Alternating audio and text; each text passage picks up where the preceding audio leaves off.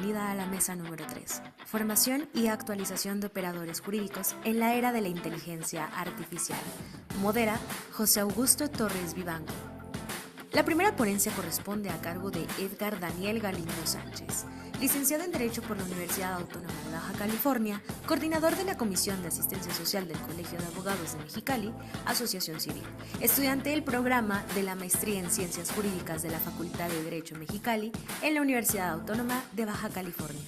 Él presenta el tema: la inteligencia artificial como auxiliar en la formación y actualización de los funcionarios judiciales, la nueva era de los operadores jurisdiccionales. Buenos días, es un verdadero placer participar en este primer Congreso Internacional sobre Enseñanza del Derecho y Metodología de la Investigación Jurídica, aportaciones en la era de la inteligencia artificial, de parte de la Facultad de Derecho Mexicali de la Universidad Autónoma de Baja California, con la ponencia titulada La inteligencia artificial como auxiliar en la formación y actualización de los funcionarios judiciales, la nueva era de los operadores jurisdiccionales. Participamos en esta ponencia de coautoría el licenciado Edgar Daniel Galindo Sánchez, quien es alumno matriculado en el programa de Maestría en Ciencias Jurídicas de la Coordinación de Posgrado de esta Facultad de Derecho Mexicali. También en participación agradezco al doctor Fernando Manuel Castro Figueroa, quien es profesor investigador de la Universidad Autónoma de Baja California, la Facultad de Derecho Mexicana. La sociedad contemporánea actualmente está experimentando una revolución tecnológica que está transformando todos los aspectos de nuestra vida, desde la medicina, los asistentes virtuales, la programación, la informática, incluyendo, claro, la administración de justicia. En este nuevo contexto, la inteligencia artificial se ha convertido en una herramienta poderosa para mejorar la eficiencia y la calidad de los procesos judiciales. De acuerdo con la metodología de la presente investigación, para abordar este tema se llevó a cabo una revisión profunda a la literatura relacionada con la implementación de la inteligencia artificial en el ámbito judicial. Se analizaron casos de estudio y ejemplos de aplicaciones exitosas de la IA en la capacitación y mejora de los funcionarios judiciales. También se exploraron las ventajas y desafíos que enfrenta la transformación tecnológica en el sistema judicial. De acuerdo con los objetivos de la presente investigación, esta ponencia plantea los siguientes. Número 1, explorar el papel de la inteligencia artificial en la formación y actualización de funcionarios judiciales. Número 2, analizar las ventajas y desafíos de la implementación de la IA en el sistema judicial. Número 3, destacar ejemplos de aplicaciones exitosas de la IA en la capacitación de operadores jurisdiccionales. Y número 4, reflexionar sobre el impacto de la IA en la administración de justicia y su relevancia en la sociedad actual. Pues es un tema muy evidente que la formación y actualización continua de los funcionarios judiciales es esencial para garantizar un sistema de justicia eficiente y equitativo. Al efecto, la IA puede identificar las necesidades individuales de formación de cada funcionario y ofrecer programas de capacitación específica, lo que maximiza la eficacia de la formación. También es evidente que los funcionarios judiciales, debido a la carga laboral excesiva que tienen dentro de los expedientes, pues están imposibilitados humanamente para estarse actualizando constantemente. Para esto, la IA puede ofrecernos una herramienta muy poderosa para poder formarnos y actualizarnos. Concretamente, las ventajas de la IA en la capacitación judicial van desde la personalización. La IA puede adaptar el contenido de formación a las necesidades y el nivel de conocimientos de cada funcionario judicial, lo que garantiza una capacitación mucho más efectiva. La eficiencia. La automatización de procesos de formación ahorra tiempo y recursos, permitiendo a los funcionarios centrarse en tareas más críticas y esenciales. La actualización constante. La IA puede proporcionar información actualizada en tiempo real, lo que es esencial en un campo que evoluciona constantemente. Y el derecho evoluciona acorde a la realidad social. Dependiendo de los cambios en la realidad social, el derecho tiene que mantenerse actualizado. El análisis predictivo. La IA puede predecir las áreas de mejora de cada funcionario judicial y ofrecer recomendaciones para su desarrollo profesional. Alrededor del mundo existen ejemplos de aplicaciones o programas exitosos de inteligencia artificial, pues se han implementado diversas en la formación de funcionarios judiciales, como sistemas tutoriales, simulaciones interactivas de casos, análisis de sentencias y jurisprudencias, e incluso hay algunas inteligencias artificiales que analizan los datos contenidos en las sentencias, que son unas herramientas muy importantes para que diferentes tribunales o incluso cortes constitucionales puedan emitir precedentes, ¿no?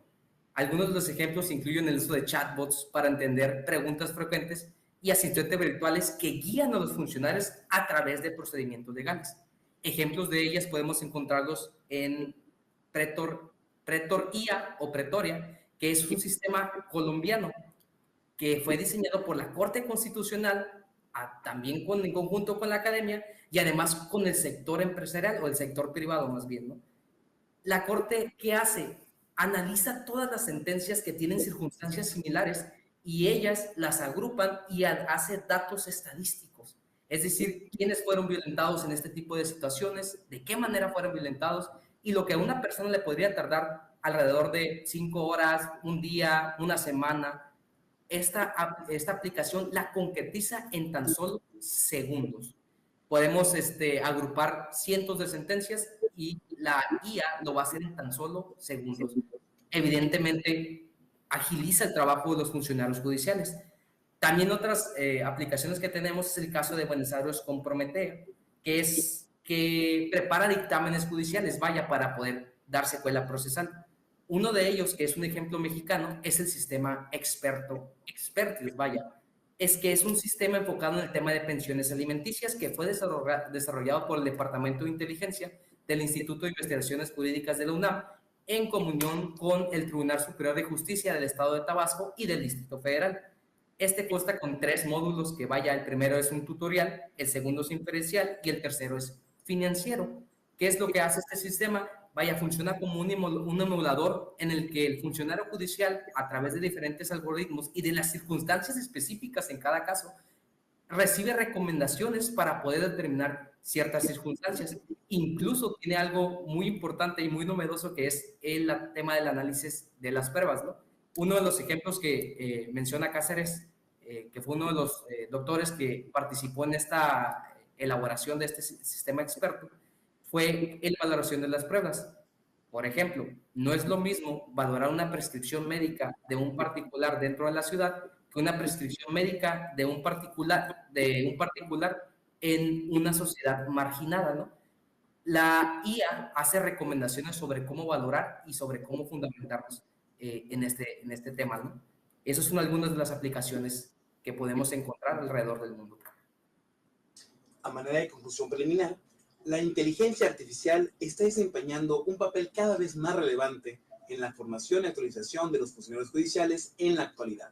Sus ventajas en términos de personalización, eficiencia y actualización constante la convierten en una herramienta valiosa en la nueva era de los operadores jurisdiccionales. No obstante, es esencial atender a los desafíos éticos y de seguridad que conlleva esta nueva era, con una constante transformación en los ámbitos jurídicos. Esas son las fuentes consultadas para hacer esta ponencia. Les agradecemos mucho por su atención y quedamos a sus órdenes. Muchas gracias. José Augusto Torres Vivanco, abogado por la Universidad Técnica Particular de Loja, Ecuador, egresado del posgrado en Derecho de FES Aragón, actualmente trabaja en la firma Sánchez de Bani, ubicado en la Ciudad de México. Presenta el tema: la implicación de las tecnologías de la información y comunicación en la formación y actualización de los operadores jurídicos. En este caso, como ustedes pueden ver, el título que he decidido ponerle pues a esta ponencia es la implicación de las tecnologías de la información y comunicación en la formación y actualización de los operadores jurídicos.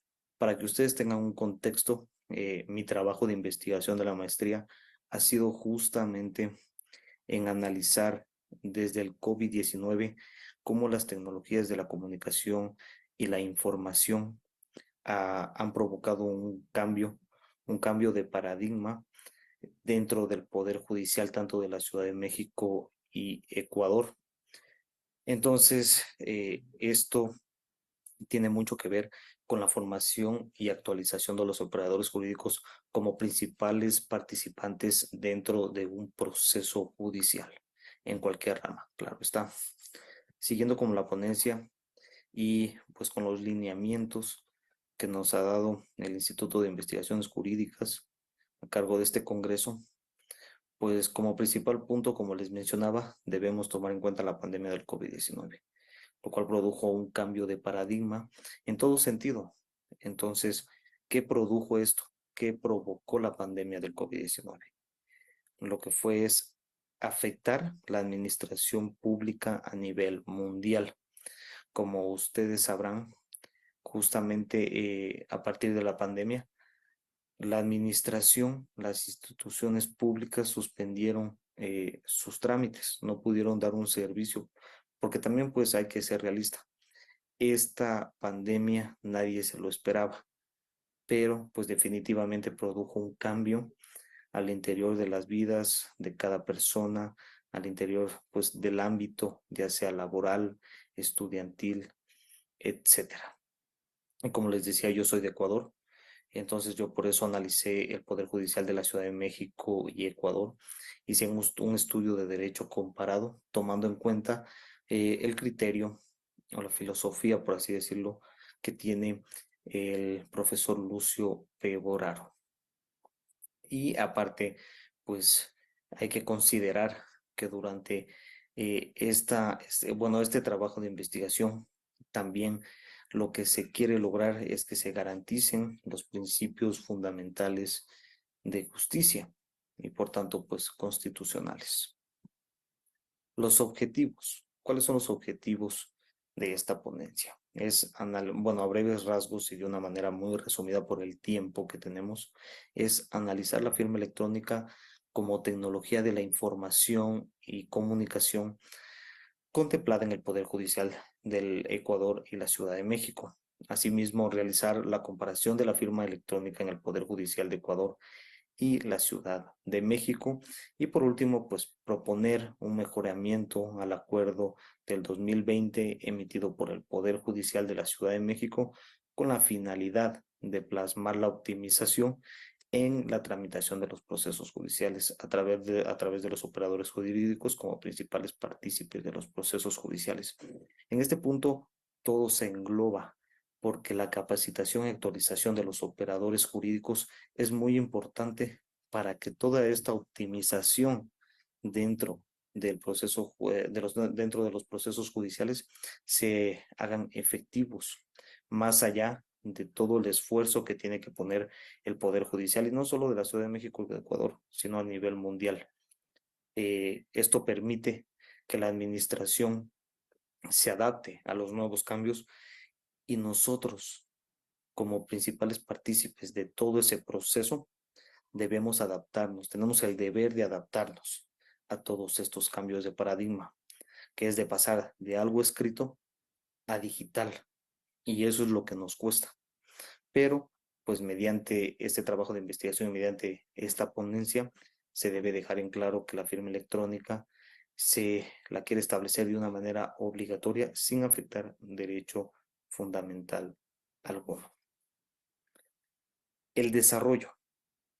Pues lo que el COVID-19 lo que provocó fue una emergencia sanitaria. Es decir, durante todo este tiempo se suspendieron términos y plazos dentro de los procesos judiciales al interior del Poder Judicial, en específico de la Ciudad de México y de Ecuador. Asimismo, la firma electrónica, pese a estar normada en la Ciudad de México y Ecuador, no se le dio la aplicación ni el uso debido. ¿Qué quiero decir con esto? Que antes de que surja esta pandemia o de que se origine esta pandemia en China, como todos sabemos, la firma electrónica ya era una herramienta regulada en estos dos territorios. Lamentablemente, antes de este suceso, nunca se le dio el uso ni la aplicación correspondiente, es decir, se la dejó en inobservancia, ¿no? Entonces, mediante este pues estudio de derecho comparado que yo realicé, pues analicé normas y los sistemas electrónicos que tiene cada poder judicial. Cuando me refiero a las normas que analicé, fueron específicamente a las que fueron emitidas desde que se originó esto de la pandemia del COVID-19, que cabe resaltar que aquí en la Ciudad de México, y no específicamente como tal del Poder Judicial, el gobierno de la Ciudad de México ha emitido varias normas en pro de establecer un gobierno electrónico, en donde pues como principios fundamentales sabemos que es transparentar la información, que las personas, los ciudadanos tengamos la oportunidad de acceder a la información de una manera transparente. Y hay varias normas, ¿no? Por ejemplo, el Internet que se pone en los espacios públicos el acceso a computadoras y toda esta cuestión que les voy a hablar más adelante, que es justamente analicé una estadística del Instituto Nacional de Geografía y Estadística, que es el INEGI aquí en México, en donde nos dice que efectivamente la brecha digital se redujo mucho, al menos aquí en la Ciudad de México estamos hablando, cabe resaltar. También hablamos de los formantes verbalizados y no verbalizados, que son eliminar las reglas implícitas. En este caso, como les había mencionado, tomé en cuenta lo que menciona el profesor Lucio Pegoraro, el cual nos dice que los formantes verbalizados son las reglas que ya están, son lo normado, pero los formantes no verbalizados son aquellas reglas implícitas que por las prácticas se han ido estableciendo de manera directa en este caso, en la tramitación de los procesos judiciales. Y como abogados nosotros sabemos que hay muchos procesos que no están reglados, pero que en la práctica se utilizan y que de alguna manera esos procesos son los que retrasan la tramitación de estos procesos judiciales, y lo que queremos con la intervención efectiva de las tecnologías de la comunicación e información es eliminar esas reglas implícitas. Entonces, eliminando esas reglas implícitas, vamos a dar un paso agigantado en la tramitación de los procesos judiciales, que muchas de las veces, como les digo, esa es la razón por la cual los procesos judiciales no avanzan y más bien se alargan, pasan incluso el término establecido para cada proceso judicial. Entonces, ahí vemos que en realidad se están afectando los derechos del justiciable en este caso, ¿no? Que son los que buscan justicia del Poder Judicial. Cabe mencionar que alrededor pues, de todo este estudio de derecho comparado que realicé, como les mencioné, analicé los sistemas electrónicos que tiene cada Poder Judicial. En este caso, en la Ciudad de México tenemos, y en el caso del Ecuador, tenemos el SATIE. Cada uno funciona de manera diferente, sacando o elevando una resaltación, por decirlo así, al SATIE, porque es un sistema judicial íntegro, en donde como abogado podemos ejercer varias actuaciones y más estar pendientes, ¿no? Del proceso, cómo se va a llevar a cabo. No quiero decir que el SICOR no hay cómo hacerlo, pero considero que en el SATIE es mucho más rápido, es más aplicable, es más efectivo para el abogado que lleva una causa. Eso implica que como abogados podamos estar al tanto de nuestro proceso judicial y darle la tramitación correspondiente. Entonces, esto lo hacemos a través de la firma electrónica. Ustedes se preguntarán qué tiene que ver la firma electrónica en la aplicación de las técnicas de comunicación e información. Pues bien, la firma electrónica también tiene sus efectos jurídicos. Por eso les mencionaba que esta figura ya está normada, arreglada antes de la pandemia del COVID-19. Entonces, sus efectos jurídicos, tanto en Ecuador como México, nos dice a nivel general que surten los mismos efectos que una firma autógrafa, ¿no? Entonces, los avances que implican que que el operador jurídico debe estar en capacitaciones y actualizaciones constantes. Como sabemos, pues los operadores jurídicos somos los abogados, los jueces y los fiscales. Entonces, si se quieren integrar todas estas tecnologías de la comunicación e información dentro de la estructura del Poder Judicial, obviamente los partícipes deben estar capacitados y en constante actualización para que estas herramientas puedan ser utilizadas, y lo cual pues puede traer mayor beneficio a la labor judicial, ¿no? Y pues de esto vemos que efectivamente se pueden estar garantizando los derechos de los justiciables. Es muy importante tomar en cuenta que no todos estamos, o bueno, no todos podemos predecir un suceso que va a pasar, como en este caso el fenómeno social del COVID-19. Los cambios nos obligan a nosotros como personas a adaptarnos. Entonces, en este caso, es importante tomar en cuenta que el COVID-19 llegó para quedarse.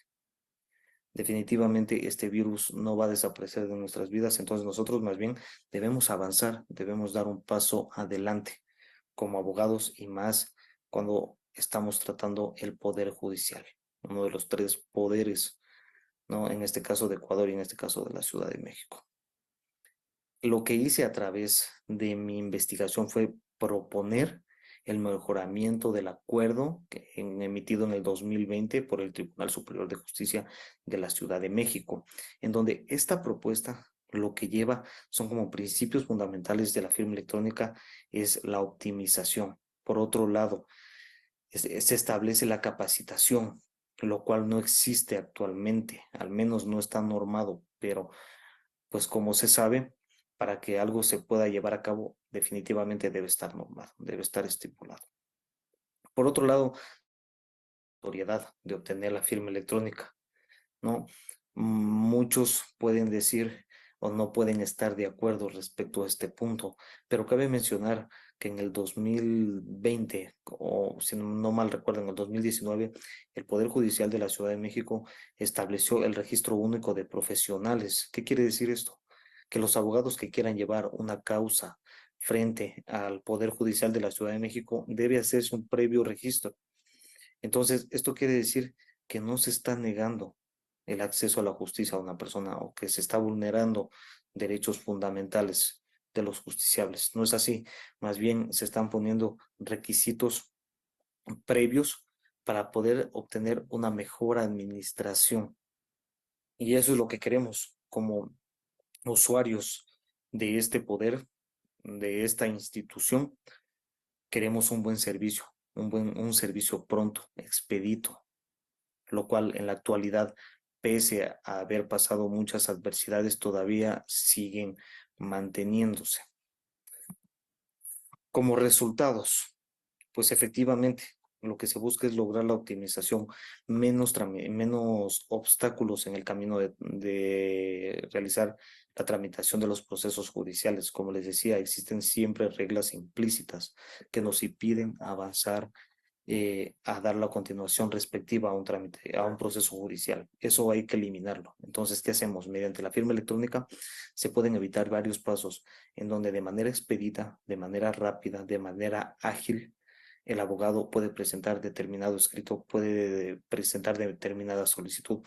Un perito también puede presentar determinado informe e incluso hasta la citación, por ejemplo, la notificación, como también llaman aquí en México, en Ecuador, en ese caso de la citación, pueden hacerlo de manera electrónica, lo cual bueno, lo cual ayuda a eliminar esas reglas implícitas como llevar al citador al notificador, no encontrar a la persona en el lugar o en el lugar o en el domicilio donde está estipulado.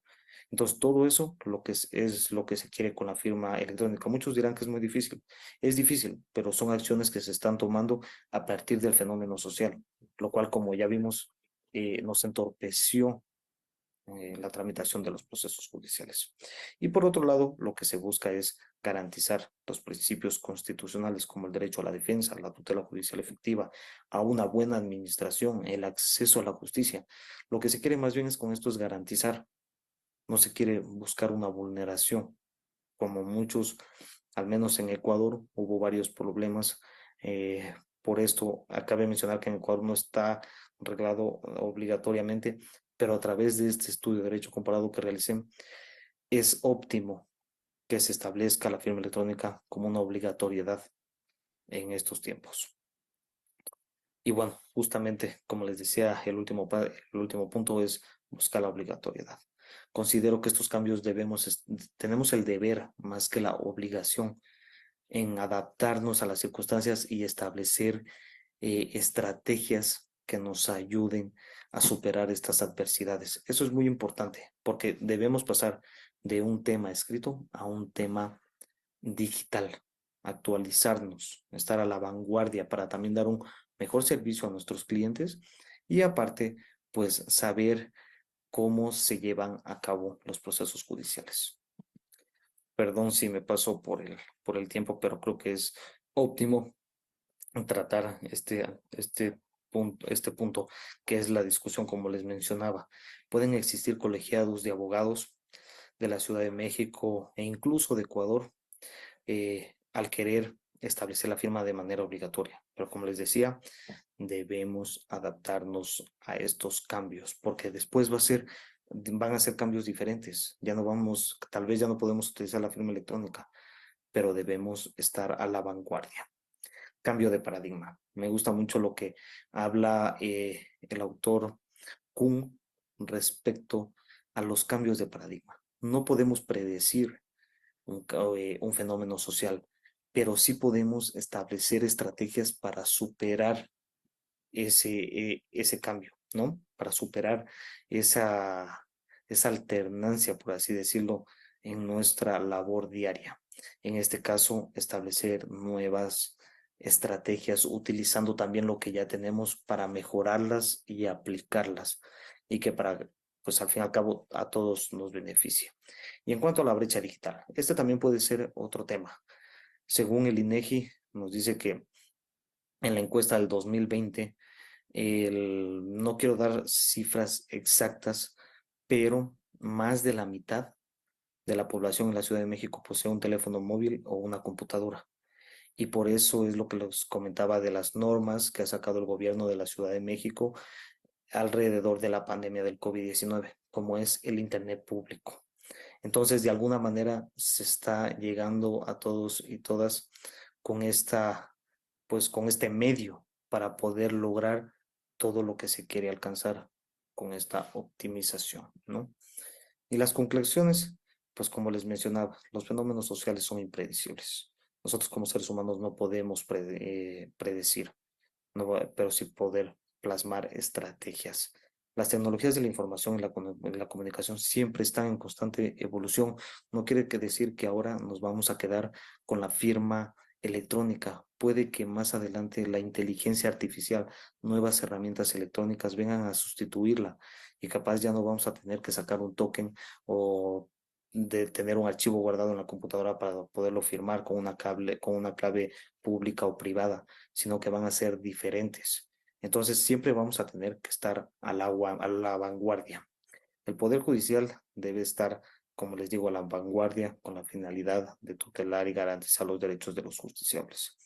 La capacitación y utilización de los operadores jurídicos. Si esto no existe dentro de todo este proceso, definitivamente no se va a llevar una optimización, porque no, si no se les socializa este programa, si no se los incentiva a los operadores jurídicos a utilizarlos, puede que tengamos una infraestructura tecnológica dentro del Poder Judicial, ya sea de Ecuador o la Ciudad de México, perfecto.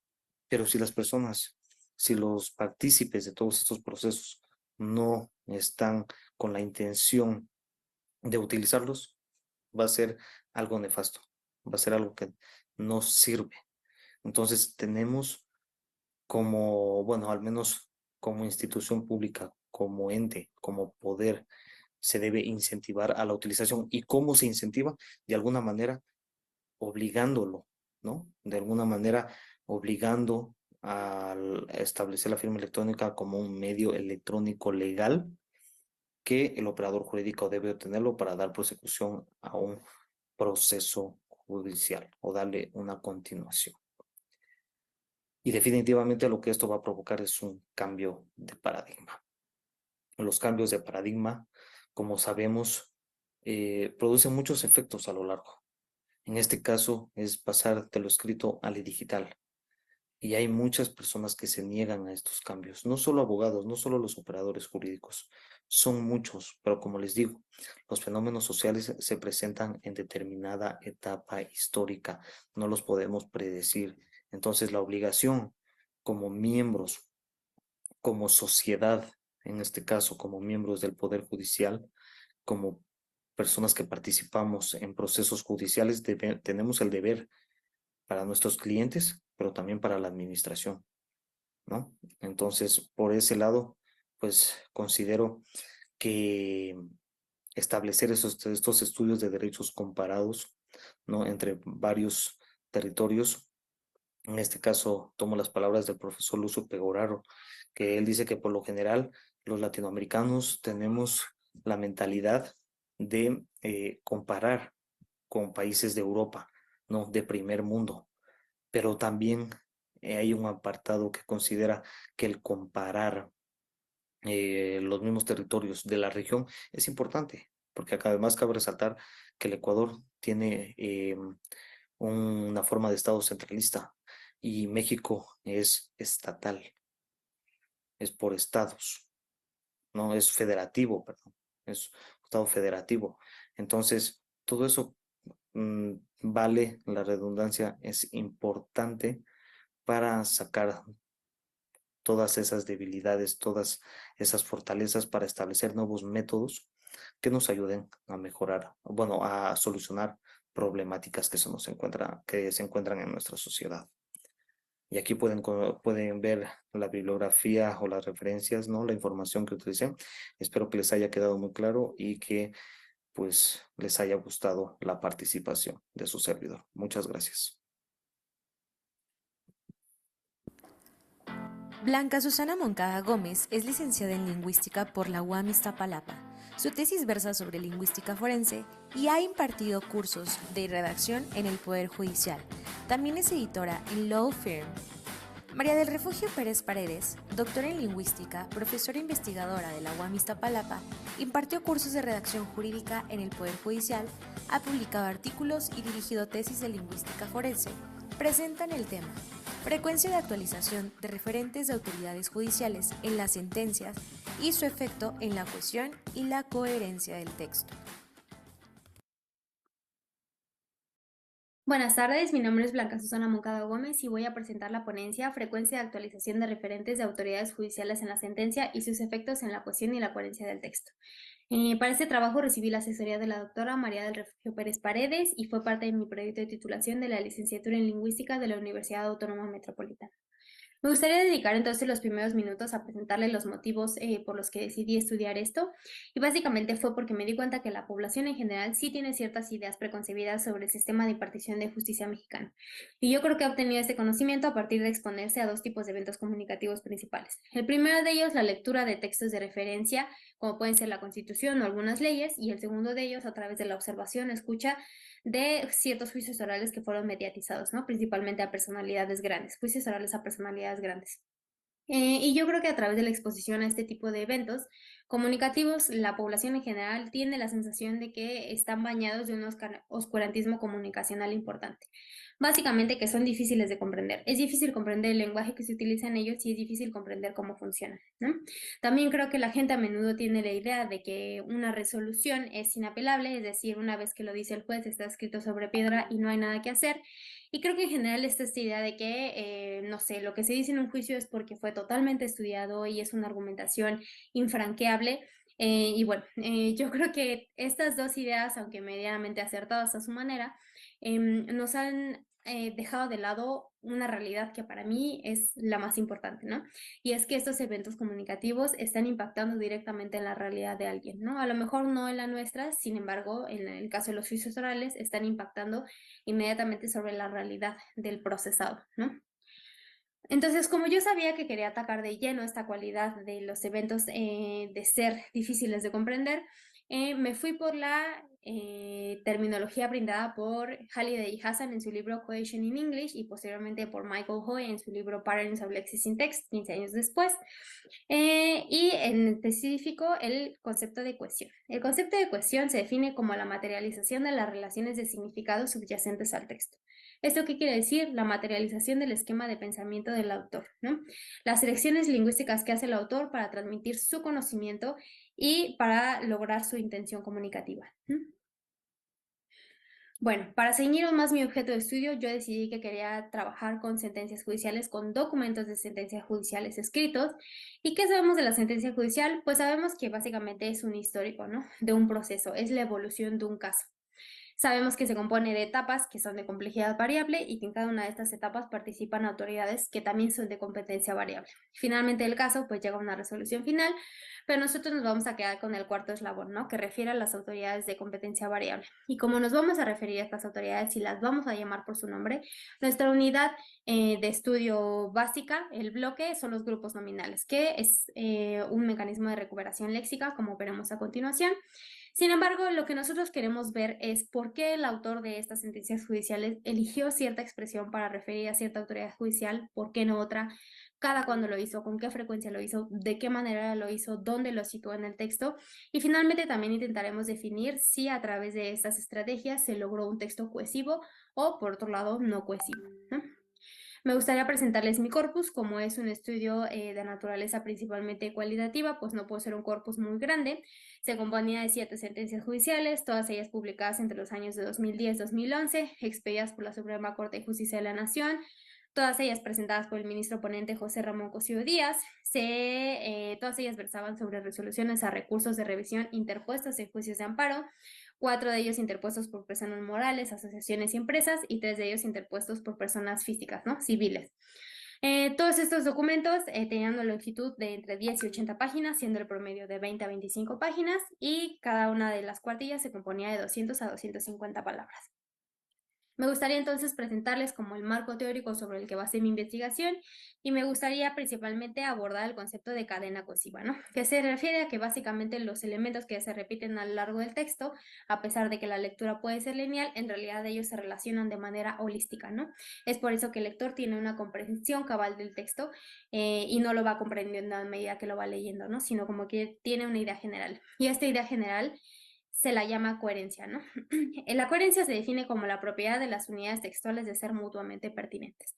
Básicamente, esta sensación que nosotros tenemos de que un texto es compacto y todo pertenece, todo se autocontiene. El problema con la coherencia es que no es mesurable y que depende enteramente del lector. Es decir, nosotros como estudiosos no la podemos medir. Sin embargo, lo que podemos medir y que afecta directamente a la coherencia es la cohesión. Y es por eso que la estudiamos en este caso. Otros de los conceptos recuperados pertenecen a la teoría de Winter y son aquellos de repetición, reemplazo y paralelismo. Básicamente lo que el autor nos dice es que en la construcción de un texto nosotros vamos repitiendo ciertas porciones informativas, pues porque queremos tener una progresión orgánica y que no haya tantos cambios de temática drásticos. Sin embargo, como queremos dirigir el punto hacia alguna dirección y lo queremos también hacer dinámico, tenemos que constantemente estar introduciendo información nueva, ¿no? A la que él denomina porción de reemplazo. Y la relación que existe entre estas estructuras que tienen una parcialidad repetida y una parcialidad nueva la denomina como paralelismo. Y estos son conceptos que nos van a ayudar a extraer conclusiones más adelante. Ahora me gustaría explicar rápidamente la metodología seguida.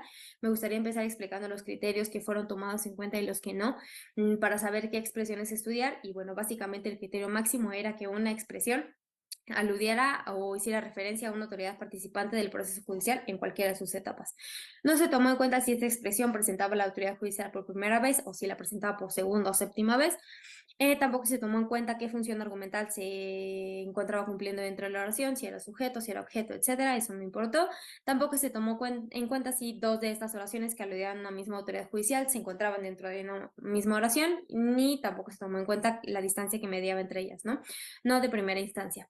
Tampoco se tomó en cuenta la porción de síntesis, es decir, no se le estudió, porque consideramos que como tiene el propósito de resumir el proceso judicial, pues cumple otras convenciones que no son tantas la del desarrollo pormenorizado en la sentencia. Y con referencia a los contextos de cita, pues las expresiones que aludían a autoridades judiciales que estaban dentro de estas porciones no fueron tomadas en cuenta. Sin embargo, estos fragmentos sí fueron tomados en cuenta para medir la distancia entre 2 expresiones. Ahora, esta es la tabla de resultados resumida, es una parcialidad. Obviamente pasó por muchas depuraciones, pero bueno, rápidamente la explico. La primera columna es el número de la sentencia, en la segunda yo explico brevemente el asunto tratado, ya sabemos que son resoluciones a recursos de revisión, todas ellas. En la tercera pongo el tipo de autoridad participante de manera general. En la cuarta pongo el número de ese tipo de autoridades que participó en este caso en específico. Y bueno, lo que buscábamos era evaluar si estas expresiones en la mayoría de las ocurrencias se encontraban cumpliendo la función de ser sujeto oracional, si cada que aparecían motivaban ciertas estrategias discursivas, ya sea para resaltar algo o para pasarlo a segundo plano, que es lo que denominamos como movimiento.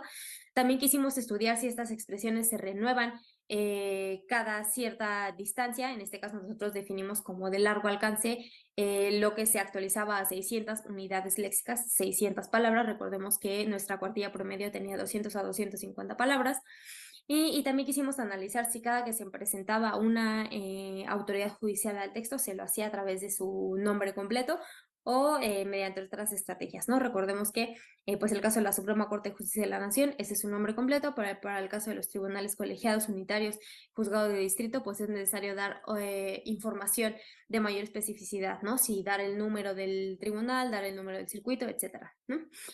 Y finalmente la última columna es ya una vez teniendo el conocimiento del texto completo y teniendo el conocimiento del asunto, pues definir si se lograba inteligir con nitidez a qué tipo de autoridad judicial se estaba haciendo referencia en cada una de las apariciones, ¿no? Entonces, nosotros tuvimos como unidad de estudio el grupo nominal. ¿Esto qué quiere decir? Que básicamente nosotros recuperamos nombres propios de autoridades judiciales, como puede ser el Sexto Tribunal Colegiado del Tercer Circuito en Materia Penal del Estado de Puebla, que está completito. También tomamos en cuenta algunos nombres genéricos, que en este caso podría ser el de este Tribunal Colegiado, y tomamos en cuenta también otros tipos de estrategias, ¿no? Expresiones alternativas, que en este caso podría ser el órgano colegiado en comento. Y nosotros medimos la distancia que mediaba entre cada una de estas actualizaciones, pues simplemente contabilizando el número de palabras que mediaba entre ellas con el contador de palabras del procesador de textos Word. Ahora voy a presentar rápidamente algunos de los resultados. El primero de ellos pues se refería a si la mayoría de estas expresiones aparecía en posición de sujeto, y pues esto fue diferente dependiendo del tipo de autoridad al que referíamos, ¿no? La Suprema Corte de Justicia de la Nación y su Pleno no tendían a aparecer en la mayoría de las ocasiones como sujeto, sino solamente amparando a otros elementos, ¿no? Decían de dónde provenía un acuerdo, de acuerdo a la Suprema Corte de Justicia de la Nación, o reafirmaban la competencia de algunos otros, ¿no? Como las salas de la Suprema Corte de Justicia de la Nación. Por su lado, las salas de la Suprema Corte de Justicia de la Nación y los tribunales unitarios y colegiados sí tendían a aparecer como sujetos verbales, y esto pues va muy de la mano con su papel dentro de la resolución de recursos de revisión, pues porque son los principales ejecutores, entonces es una conclusión más o menos esperada. Y por su parte los juzgados de distrito pues no tuvieron un comportamiento concluyente. Finalmente, la parte de movimiento, pues vimos que las expresiones que aluden a las autoridades judiciales tienden a realizarse en su posición canónica, ¿no? Que en el español partimos de que es sujeto, verbo, objeto y algunos complementos. Entonces podemos concluir que la sentencia judicial cumple con ciertas convenciones de la lengua y que no se da como ciertas estrategias discursivas ni para resaltar ni para pasar a segundo plano de la información. Y esto pues precisamente cumple con lo que decía Mithun, de que la mayoría de las lenguas tienden a posicionar la información dada en la periferia izquierda de la oración y la información nueva a la derecha. Entonces tenemos que el sujeto como información dada se ubica a la izquierda, al menos en español, y la información nueva se ubica a la derecha, ¿no? Con respecto a la frecuencia, encontramos que todo tipo de mecanismos de recuperación léxica tendían a renovarse antes de los 600 ítems léxicos. Sin embargo, cabe recordar que una buena frecuencia de actualización es necesaria, mas no suficiente para asegurar la inteligibilidad de un vínculo cohesivo. Es decir, nos dimos cuenta que la naturaleza de las expresiones con las que se recuperaba la referencia era la que definía qué tan efectivo era este proceso, ¿no? Con respecto a la primera aparición, pues nos encontramos con discrepancias dependiendo del tipo de autoridad, mientras que la Suprema Corte de Justicia y su Pleno se presentaban al texto a través de formas alternativas que no eran el nombre completo de la autoridad. Pues las salas de la Suprema Corte y los juzgados de distrito sí se presentaban por primera ocasión en el texto a través de su nombre completo, ¿no? Entonces, a pesar de que presentar una autoridad por primera ocasión en el texto de sentencia judicial a través de su nombre completo no nos asegura que vamos a poder recuperar su referencia en las instancias posteriores, pues sería una consideración que podríamos tener con el lector que no es entendido estos temas, ¿no?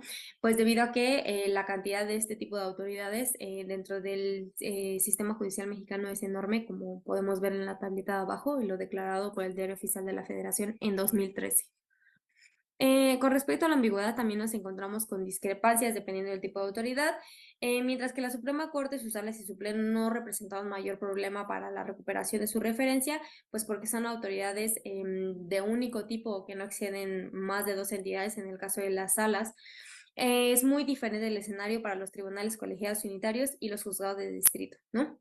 Si solamente se encontraba participando una autoridad de este tipo en el proceso, pues no podríamos hablar de la posibilidad de ambigüedad. Sin embargo, si se encontraban 2 o más autoridades de este tipo participando en un mismo proceso, pues existía un problema, ¿no? Principalmente el escenario más problemático era cuando estas autoridades se encontraban realizando tareas muy similares y se la redactaba de una manera muy similar en el texto, ¿no? Es decir, si ambas autoridades se encontraban cumpliendo tareas cuya información era igualmente pertinente recuperar dentro del texto, ¿no?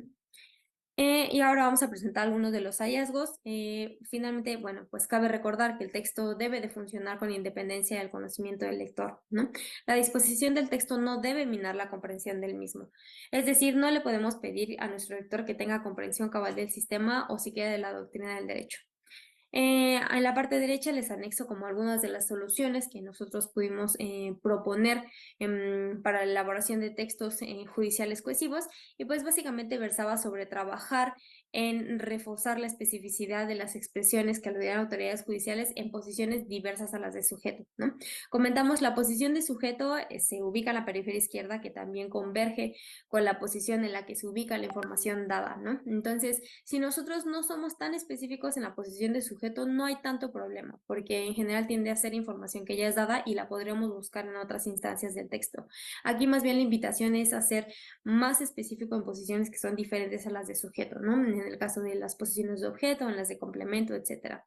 Y bueno, finalmente cabe recordar que ni la frecuencia ni la alta especificidad en el rótulo introductorio nos van a asegurar estar en capacidad de recuperar la referencia en instancias posteriores, y que cabría plantearse más bien la posibilidad de adecuar la especificidad de un mecanismo de recuperación al contexto de aparición, ¿no? Ser conscientes de la porción tanto de repetición como la de reemplazo.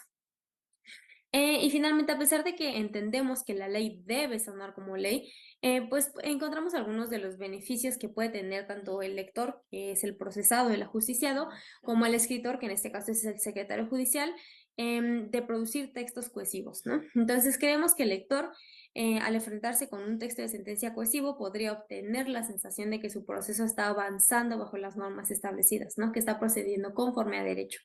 Y también creemos que podría reconocer a los participantes de su proceso y juzgar su participación y su pertinencia en el mismo, ¿no? Entender quién está tomando qué decisión dentro de su proceso.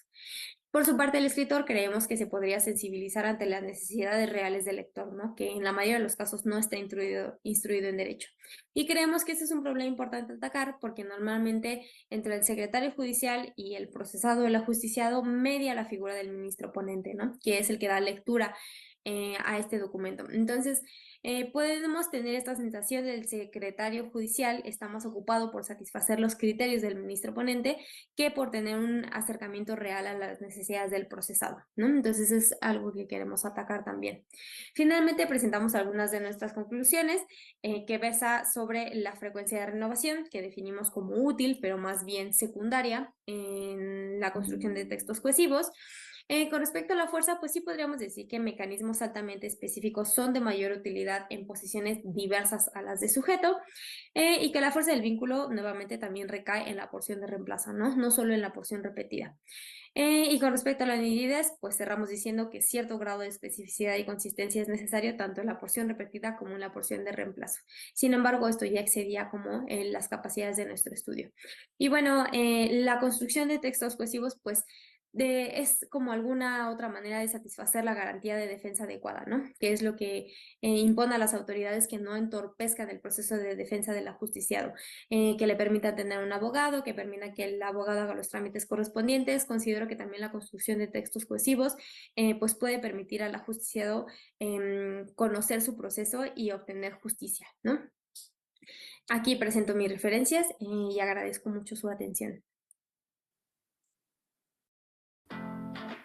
Jesús Elías Michelén Embarek, doctor en filosofía, profesor de metodología de la investigación en ciencias jurídicas, con posgrado en la Pontificia Universidad Católica Madre y Maestra, presenta el tema Autismo social de los operadores jurídicos. Un cordial saludo a todos los participantes en este 11º Congreso Internacional de Enseñanza del Derecho y de Metodología de la Investigación, y en especial al doctor Enrique Cáceres Nieto, el cual tiene la virtud de convocarnos todos los años para compartir nuestras ideas y experiencias en torno a la enseñanza del derecho y la metodología de la investigación. Algunos historiadores del derecho sitúan sus inicios como ciencia en la antigua República Romana, puesto que es precisamente en Roma donde se instaura con propiedad el derecho como un cuerpo especializado de normas, principios y enunciados de carácter jurídico. El detallado y exhaustivo análisis que hace el gran jurista y filósofo mexicano Rolando Tamayo y Sal Morán en su obra El Derecho y la Ciencia del Derecho, nos muestra que el carácter científico del derecho se expresa primero por la dedicación exclusiva de ciertos hombres llamados jurisconsultos al estudio, análisis e investigación del derecho. Y segundo, que como resultado de su actividad se crea un conjunto de enunciados propio de ese algo denominado derecho. Esto nos dice que en Roma existió una determinada actividad denominada jurisprudencia, dedicada de manera exclusiva a la interpretación, estudio, análisis y determinación del derecho. Por lo que bien podemos afirmar que esa exclusividad y monopolio en los métodos de aplicación del derecho la convierte no solo en una ciencia en sentido estricto, sino en una auténtica profesión jurídica. Ahora bien, si bien es cierto que con la jurisprudencia profesional se logró que las normas jurídicas se separaran de las normas religiosas y morales, no es menos cierto que el derecho como disciplina coactiva se remonta hasta los orígenes del hombre en comunidad. Tal como expresaban los romanos de modo silogístico, donde hay hombre, hay sociedad. Donde hay sociedad, hay derecho. Luego, donde hay hombre, hay derecho. En otras palabras, la historia del derecho está unida a la historia del hombre. Si nos remontamos a las comunidades más primitivas, podemos observar que aún antes de conformarse un poder individualizado o constituirse una autoridad definida, encontramos reglas y normas que debían acatarse para lograr el orden y la convivencia necesaria para mantenerse unidos. Si contamos los inicios del derecho partiendo de sus expresiones legislativas, la primera de las manifestaciones conocidas fue el texto legislativo conocido como Codex Ur-Nammu, surgido en la ciudad de Ur, en Mesopotamia, durante los siglos 22 y 21 a.C., el cual tuvo como característica la inclusión de la llamada compensación pecuniaria para la reparación de las ofensas. Adelanto que fue suprimido siglo más tarde con la introducción del Código de Hammurabi, código que introdujo el principio de devolver mal por mal, lo que se llamó comúnmente como la ley del talión, introducida en el Código de Hammurabi en el 1750 a.C. y posteriormente introducida en la ley mesiánica. Lo que cabe destacar es que desde sus inicios el derecho y su ejercicio eran considerados como una vocación en el sentido weberiano o sacerdocio en el cual el oficiante dedicaba todo su esfuerzo en la búsqueda del bien y la justicia, lo que resume Ulpiano en el libro primero de las instituciones cuando expresa: por cuyo motivo alguien nos llama sacerdotes, pues cultivamos la justicia, profesamos el conocimiento de lo bueno y equitativo, separando lo justo de lo injusto, discerniendo lo lícito de lo ilícito, deseando hacer buenos a los hombres, no solo por el miedo de las penas, sino también con la incitación de los premios, buscando con ansia, si no me engaño, la verdadera filosofía, no la aparente. Cierro la cita. Durante la Edad Moderna prevalece en el concepto de derecho este sentido de impulsor y conservador de unos determinados derechos universales propios del hombre, separados ahora de todo sentido religioso. Su mejor expresión la encontramos en aquellos filósofos de la Ilustración que, llevados con la intención de obligar a los estados modernos a proteger este conjunto de derechos, idean la metáfora del contrato social. De esta manera, su conservación y protección dentro de una comunidad política no estará sujeta a la benevolencia del Estado, sino que se convierte en su ineludible obligación de respetarlos. Expresado en términos de una estructura compartida, de una visión específica del mundo jurídico, a este paradigma jurídico fundamentado en la naturaleza humana se le llama derecho natural o jus naturalismo. El derecho natural o jus naturalismo mantuvo su vigencia durante casi 41 siglos. El derecho positivizado siempre tuvo como límite y guía su acomodamiento a los principios universales establecidos por el justnaturalismo, de tal manera que desde la aparición del derecho como expresión legislativa siempre estuvo unido a la realización del bien, de la equidad y de la justicia en la sociedad, en una especie de versión punitiva de las normas sociales. Sin embargo, con la aportación de Auguste Comte en el 1842 a la creación de una nueva disciplina a la cual denominó sociología, se instauraron las nuevas ciencias sociales o ciencia del espíritu con el método positivista. Estableciendo la unidad metodológica de las ciencias, Comte y más luego Émile Durkheim propusieron explicar la acción social por medio de procedimientos y leyes propios de las ciencias naturales.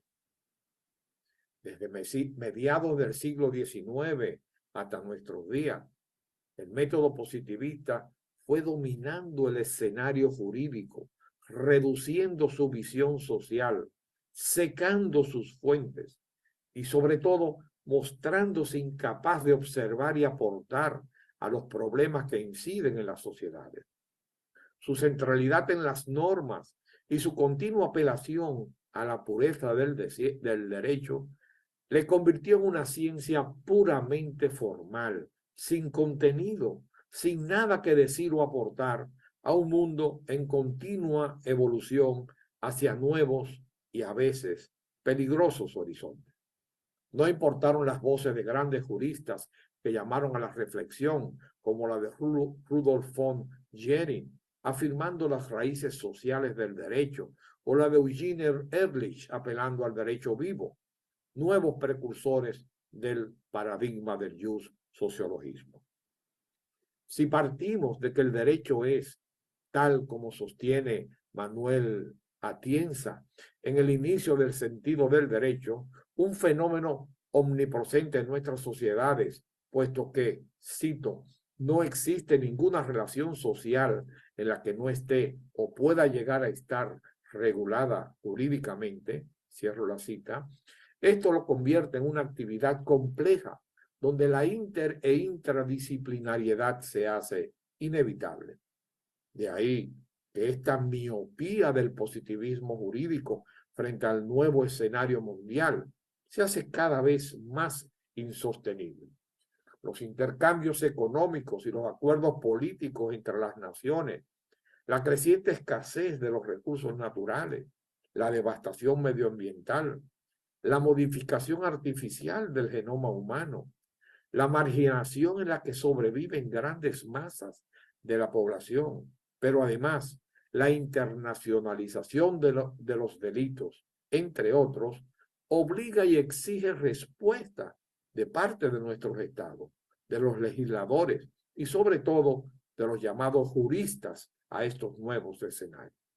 El derecho está obligado a enfrentar los problemas de sus sociedades, así como reflexionar sobre las causas y los efectos que su mundo normativo está ejerciendo sobre el mundo social. Es, en definitiva, el retorno del homo legalis al homo socialis. Los retos a los abogados se hicieron cada vez más apremiantes, requiriendo operadores jurídicos inteligentes, multilingües y con dominio de diferentes culturas. Pero la respuesta de nuestras academias no ha correspondido con los requerimientos sociales.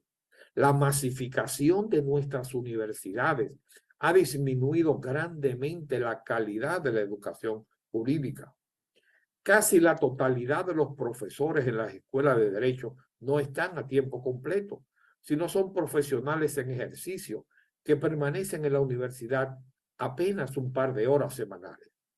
Muchos de ellos, por su apretada agenda privada, carecen de tiempo para actualizar sus conocimientos jurídicos, reincidiendo en métodos tradicionales de enseñanza, centrados en clases magistrales, presentando una visión aislada del derecho, alejada de toda realidad social, evitando su acercamiento a disciplinas tan importantes como la economía, la política, la sociología y la ética.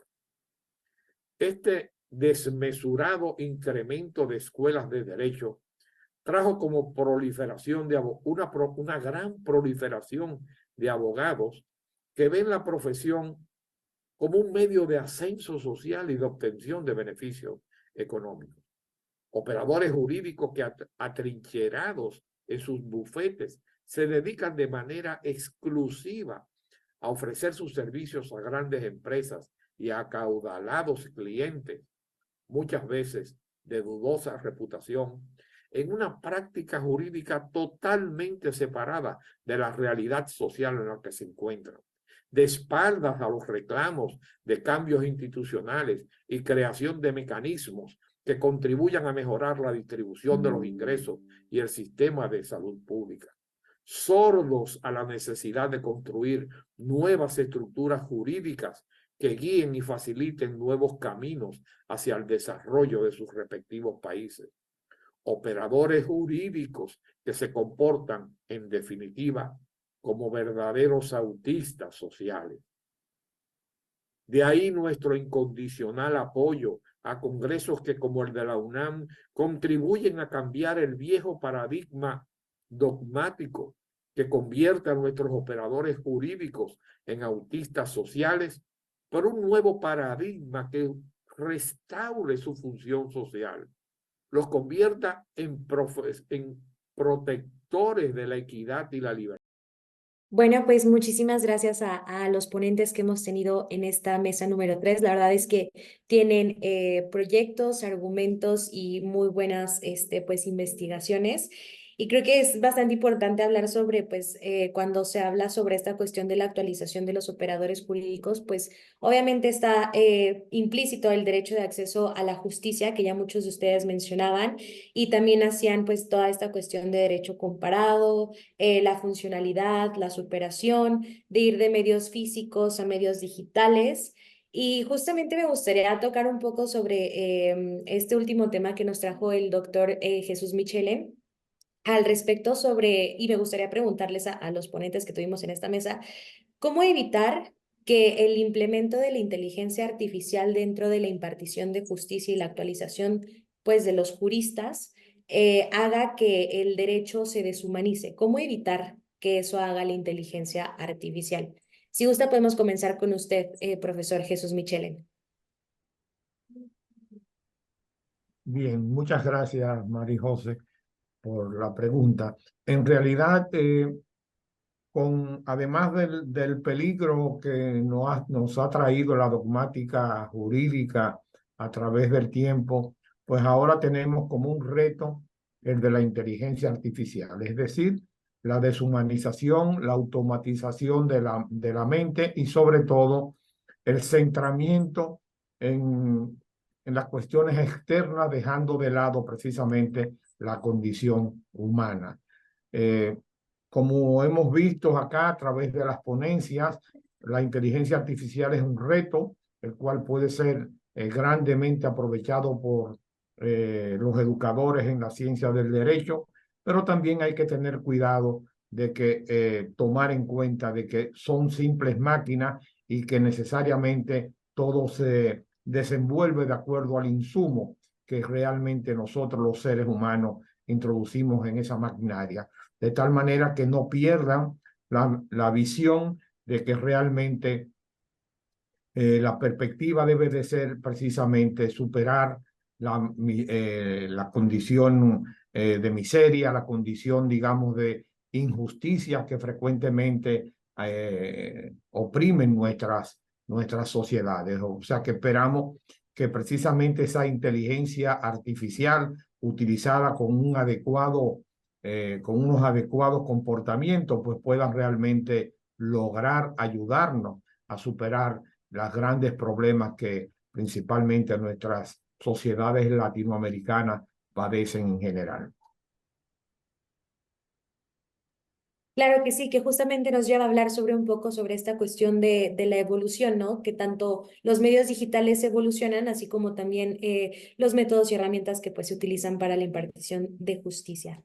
Me gustaría saber también un poco la opinión sobre la profesora Blanca Susana al respecto de esta pregunta sobre cómo evitar que la inteligencia artificial deshumanice el ejercicio pues de los operadores jurídicos.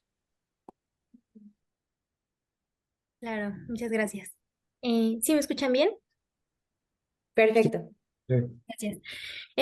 Pues yo estaba muy ocupada primero leyendo los comentarios que iban saliendo a medida que iban evolucionando en las ponencias y sí me quedé pensando sobre el primer ponente que hablaba sobre la pertinencia de utilizar las inteligencias artificiales para capacitar al personal judicial y a alguno de ellos como que se cuestionaba qué tan pertinente era eso, ¿no? Si no estábamos pidiendo mucho a la inteligencia artificial y si más bien sería como una tarea que pudiera cumplir esa tecnología, ¿no? Planteaban que a lo mejor podría aportar en la actualización, a lo mejor podría aportar en la agilización de ciertos procesos, y me parece que yo también me decanto por ese lado. Creo que mi ponencia y el análisis que llevé a cabo yo partía mucho de la noción de los problemas originados precisamente por la presencia del factor humano, pero precisamente también aportaba a la importancia del factor humano en la resolución de estos mismos problemas, ¿no?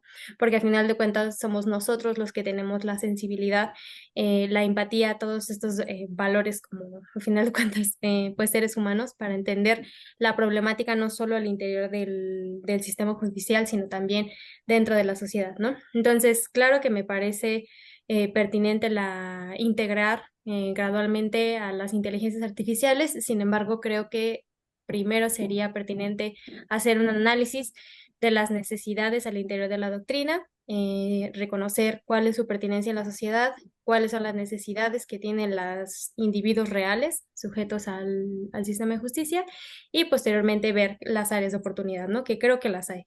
Creo que también mencionaban que la carga de trabajo para el personal judicial es impresionante, entonces creo que sí podría implementarse para cumplir algunas tareas muy específicas, pero creo que la importancia del factor humano en el derecho y en la impartición de justicia no puede sistematizarse tan abruptamente. Muchísimas gracias, Susana. Y pues bueno, hablar sobre esta cuestión de la adaptabilidad tanto de las herramientas como del lenguaje que se utiliza. Doctor Enrique Cáceres, ¿algún Muchas comentario? gracias, Marijo. Yo creo que se ha planteado algo sumamente interesante en esta mesa, lo que ha señalado el doctor Michelén y el reto que significa para nosotros en derecho. Ya lo había comentado, lo refirió en su momento Óscar de los Reyes en la mesa anterior. Seguimos enseñando teorías de dogmática ancladas en el siglo XVIII. Frédéric Pont-Savigny, por ejemplo, es de 1700. Seguimos enseñando a García Maínez, y García Maínez estudió con Hartmann, ni siquiera estudió ya con Kelsen. Es decir, el problema que tenemos es que seguimos capacitando a nuestros estudiantes con estructuras que están basadas en supuestos epistémicos absolutamente superados ya en el ámbito de la filosofía. Por ejemplo, la dogmática del derecho penal es una heredera del racionalismo alemán, y por otra parte encontramos extrañas combinaciones que nos llevan incluso a Platón. Seguimos preguntándonos qué es X, qué es la justicia, qué es el derecho, cuando eso ha sido roto desde mediados del siglo XX, cuando el surgimiento de la filosofía jurídica analítica. Y esto lo encontramos anclado en los planes de estudio, en los libros de texto, en los nombres de los grandes profesores. Es decir, en términos de un sistema complejo, lo que tenemos es un sistema con definiciones codependientes, con un enorme grado de densidad. Entonces, si queremos actualizarnos con supuestos de pensamiento que están en Platón y que están en la dogmática idealista, pues imagínense lo que significa trabajar para dar ese salto en la reformulación de lo que hacemos como teoría del derecho, de la manera en la que le enseñamos, actualizándonos con la inteligencia artificial y todo lo que implica ese reto en términos de cambios, de disposiciones, de voluntades políticas, a nivel de todo el andamiaje institucional que lo soporta. Ahora, hay un dato que cualquiera de ustedes puede verificar. Al inicio de mis clases en posgrado, les pregunto a mis alumnos, díganme qué recuerdan de los libros de texto de dogmática que estudiaron a lo largo de la carrera. Y la respuesta es silencio. Lo cual quiere decir que no fue aprendizaje significativo. A la práctica salen a socializarse a través de la interacción que tienen, incluyendo las dispraxis y desafortunadamente también la corrupción. E integrar esas malas prácticas se convierte en una cuestión de supervivencia en el medio. Es decir, el reto es enorme. Tratar de repensar el derecho para actualizarlo al estilo de pensamiento de nuestras nuevas generaciones. No puede ser que ellos piensen en redes de manera natural y además tengan un acceso infinito a la información y nosotros sigamos enseñando tratados que supuestamente contienen la totalidad del conocimiento en un área específica del derecho. Pues me parece que en esta mesa hemos visto este salto desde la dogmática hasta lo que nos implica el reto de la inteligencia artificial. Y por cierto, algo que también me gustaría referir, como comentaba Marijó, bueno, con la moda de la inteligencia artificial, mucha gente de derecho quiere no únicamente hablar acerca de cómo aprovechar la inteligencia artificial, sino del tema y muy importante del derecho de la inteligencia artificial, sino que hablan de querer hacer inteligencia artificial. Y ahí hay un punto muy importante. La inteligencia artificial es una cuestión de matemáticos, de computólogos, de físicos.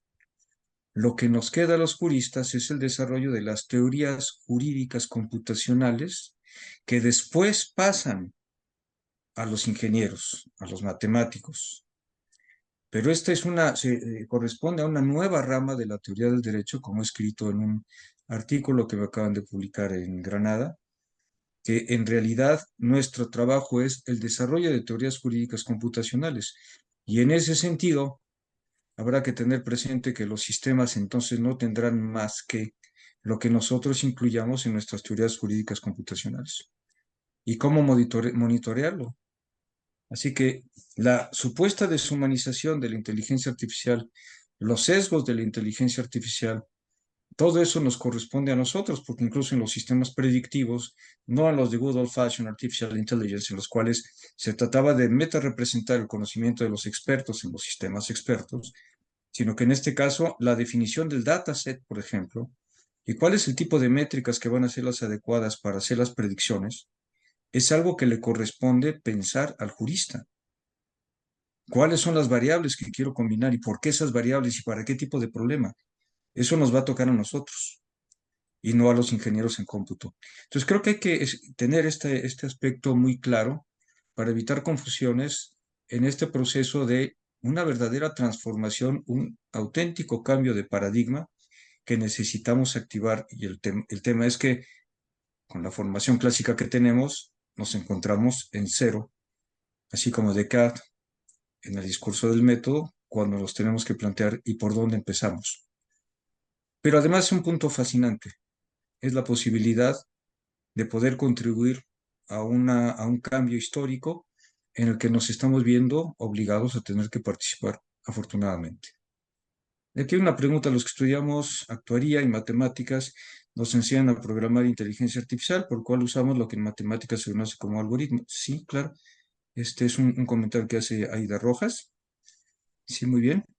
Pero, por ejemplo, no es lo mismo pensar en modelar el razonamiento jurídico en términos de lógica proposicional y en términos de que lo que vas a modelar van a ser las estructuras lógicas de los enunciados normativos, a tratar de modelar los procesos de ponderación probatoria que realizan los jueces, en los cuales la lógica proposicional y ni siquiera la lógica teórica te sirven.